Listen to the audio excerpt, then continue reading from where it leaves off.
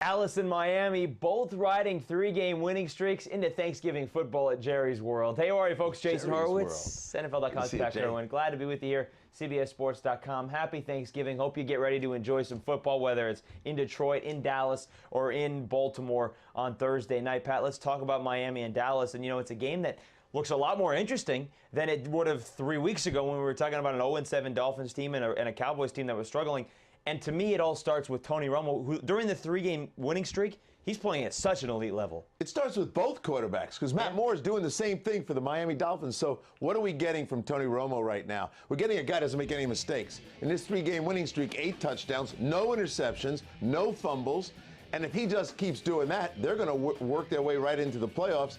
And the guy down South Florida, pretty much the same guy. Yeah, and we'll get to Matt Moore in just a sec here as they've gone on their three-game winning streak. But, you know, the thing that has seemed to make the difference for the Cowboys has been the emergence of DeMarco Murray. But Washington did a pretty good job. They held DeMarco Murray, who was at over 6 yards a carry heading in, to less than 3 yards a carry. What changed in that game, and can Miami's defense, which has been doing a really good job against the run as well, stop him too? This was music to Miami's ears because Miami in this three-game winning streak haven't given up a rushing touchdown. They've kept everyone at 3 yards a carry. They're playing the kind of defense when they see what happened to DeMarco Murray, who, by the way, has 462 yards of offense in the last 4 weeks. But here's what he isn't. He isn't a guy who scores touchdowns. He has 1 touchdown this year, so his production and yardage is there. I think they can curtail him. Miami right now, the way they're playing defense, it's going to be tough sledding for DeMarco Murray. Yeah, 1 touchdown on the ground, 1 on a screen pass, the other one. Pat, how about Matt Moore? You brought up what's different about him the last 3 weeks. Pretty simple. 7 touchdown passes in the 3 wins, 1 touchdown passes in his 3 losses as a starter. He's delivering the ball down the field. 2 guys have come alive for him. Sporadically, Brandon Marshall. Not a big week last week, obviously, but over the wins, pretty impressive guy right now. And, of course, Reggie Bush. They have figured out how to get Reggie the ball 52 times in the last 3 games, and he's got a lot of yards, and he scores some rushing touchdowns. And, you know, the other thing, too, about this Dolphins team right now, look, it's a big stage. Everyone's been kind of poo-pooing on Miami for so long. They've won 3 in a row, and it's quiet. No one. This is a team that's been fired up, and it was a team that was playing hard for Tony Sparano even when they were 0-7, and they're going to love being on the national stage and try and knock off the Cowboys.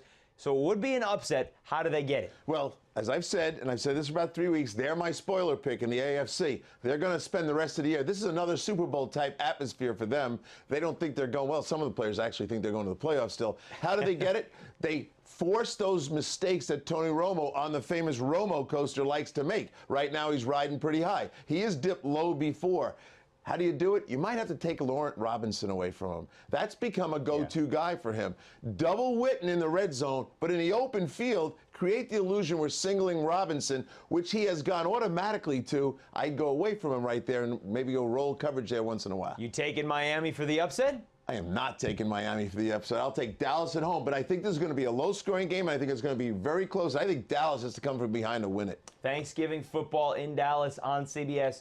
4 Eastern. Happy Thanksgiving for Pat Kerwin. I'm Jason Horowitz. Take care, folks. Well, this is Pete's Picks on Thanksgiving Day. I'm Lauren Shahadi, Pete Frisco, your NFL columnist. Dolphins plus 8.5 at Dallas. This game looks a whole lot tougher than it did, say, just a month ago, but Tony Romo in November is money. We all know that. Yeah, I think Dallas will win the game. I just think Miami's been feisty the last, month and a half. And even when they went to New York against the Giants before they started their streak, they were feisty. They would compete in that game and could have won it. I think they'll be tough here. The defense is playing better. I think it's going to be a tight game. I think Dallas will win it, but I think Miami covers. I'll be watching on Thanksgiving Day. For other Pete's Picks, stay at CBSSports.com. See you next time.